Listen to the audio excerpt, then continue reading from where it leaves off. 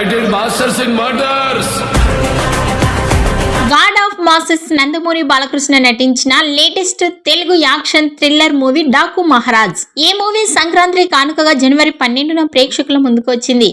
High voltage మూవీగా తెరకెక్కిన Daaku Maharaj box office వద్ద విధ్వంసం సృష్టిస్తోంది. ఇక Balayya Babu action, Bobby vision, Thaman music combo sensational కావడంతో కలెక్షన్ల వర్షం కురిపిస్తూ ఉంది డాకు మహారాజ్. కలెక్షన్ల పరంగా కూడా డాకు మహారాజ్ దుమ్ము రేపుతోంది. అదిరిపోయేలా పాజిటివ్ రివ్యూలు, మౌత్ టాక్ తో కలెక్షన్ల పరంగా కూడా డాకు మహారాజ్ దుమ్ము లేపుతోంది. అదిరిపోయేలా పాజిటివ్ రివ్యూలు, మౌత్ టాక్ తో బాలకృష్ణ సాలిడ్ ఓపెనింగ్స్ అందుకున్నాడు. ఇక సంక్రాంతి పండుగ రోజున సంక్రాంతికి వస్తున్నాం సినిమా రిలీజ్ అయిన డాకు మహారాజ్ ప్రపంచవ్యాప్తంగా 28 కోట్ల గ్రాస్ కలెక్షన్స్ ని రాబట్టింది.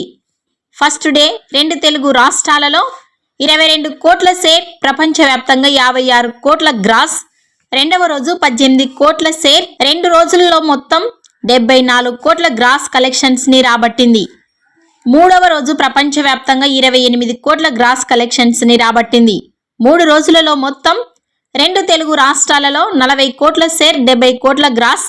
ప్రపంచవ్యాప్తంగా 58 కోట్ల షేర్, 102 కోట్ల గ్రాస్ కలెక్షన్స్ ని రాబట్టినట్లు ట్రెండ్ వర్గాలు వెల్లడించాయి. ఈ సినిమా టార్గెట్ 82 కోట్ల షేర్ కలెక్షన్స్, అంటే 167 కోట్ల గ్రాస్ కలెక్షన్స్ రాబడితే ఈ సినిమా టార్గెట్ పూర్తయినట్లే.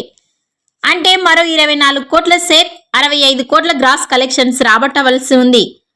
4వ రోజు కూడా ప్రపంచవ్యాప్తంగా 20 కోట్ల వరకు గ్రాస్ కలెక్షన్స్ ని రాబట్టవచ్చని ట్రెండ్ వర్గాలు వెల్లడించాయి. అదేవిధంగా సంక్రాంతికి వస్తున్నాం సినిమా 2 తెలుగు రాష్ట్రాలలో ఫస్ట్ డే 20 కోట్ల గ్రాస్, ప్రపంచవ్యాప్తంగా 45 కోట్ల గ్రాస్ కలెక్షన్స్ ని రాబట్టింది.